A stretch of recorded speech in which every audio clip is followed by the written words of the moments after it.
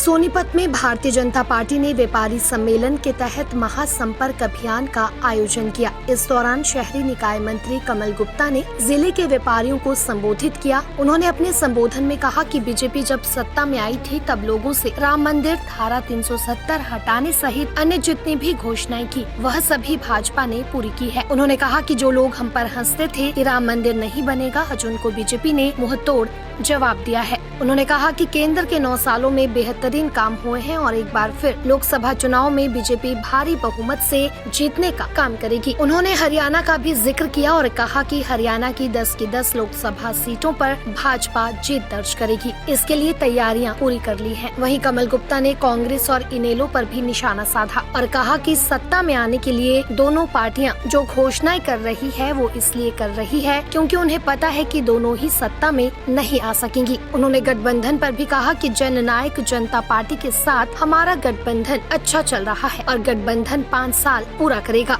साथ ही कुरुक्षेत्र में हुए किसानों पर लाठीचार्ज पर उन्होंने कहा कि किसी को भी कानून हाथ में लेने की इजाजत हमारी सरकार नहीं देती। सरकार के लिए कानून सबसे जरूरी है। वो देश की आज़ादी के 73 साल में भी नहीं हुआ और न केवल इतना बल्कि अगर इतिहास में जाए तो 1000 साल में वो काम नहीं हुआ। भगवान राम का मंदिर बना, धारा 370 तोड़ी हमने हिंदी को 7वीं भाषा के रूप में मान्यता यूएनओ में मिली। अंतर्राष्ट्रीय योग दिवस की बात करें, हम उरी के हमले की बात करें, हम पुलवामा के हमले की बात करें, हम गलवान घाटी की बात करें, हम एंटी सैटेलाइट मिसाइल की बात करें, ऐसी अनेक चीज़ें इस देश का जो इतिहास है, गौरवशाली इतिहास है, उसमें माननीय मोदी जी ने, भारतीय जनता पार्टी ने जो इतने बड़े गौरवशाली काम किए हैं, मैं विकास की बात करूंगा तो बहुत समय लग जाएगा। मैं समझता हूं कि ये बहुत गौरव की बात है। भारतीय जनता पार्टी ने जो सबसे विश्व की सबसे बड़ी पार्टी है और जिसका संगठन बिल्कुल नीचे तक, पेरिफेरी तक गया हुआ है। पहले और जो पार्टियां हैं उसमें राष्ट्रीय अध्यक्ष भी तय नहीं होते, 2-2 साल तक खाली रहती है।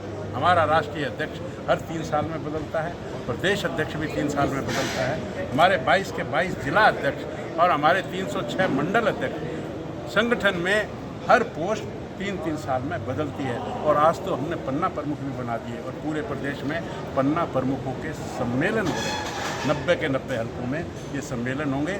मेरे ख्याल में 15 बड़े असेंबलीज में ये हो चुके हैं। तो हमारा संगठन बड़ा मजबूती से खड़ा है, जनता के पास खड़ा है और जनता के लिए है, जनता के द्वारा है। मैं समझता हूँ कि हमारी इलेक्शन की भी तैयारी पूरी है। सर जी, मैडम ऐसा है जिसको ये पता हो कि उसका राज तो आना ही नहीं, वो तो 75,000 भी कह देंगे। जिसको ये पता है कि उसका तो राज आना ही नहीं, वो तो कोई भी वायदा कर दे, उसे तो उस वायदा जरूर करने का मौका ही नहीं मिलेगा ना। उसको पता है कि उसका राज आना नहीं, इसलिए तू 7500 कह दे और चाहे 75,000 कह दे। लेकिन कांग्रेस ये बताइए उसके पास और कहने के लिए है भी क्या? उसने 50 सालों में क्या किया? राम मंदिर के बारे में सोचा उसने धारा 370 के बारे में सोचा? वो तो बढ़ावा दे रही थी तुष्टीकरण का। हरियाणा की बात कर पाकिस्तानी बड़ा सुना भी नहीं है ये।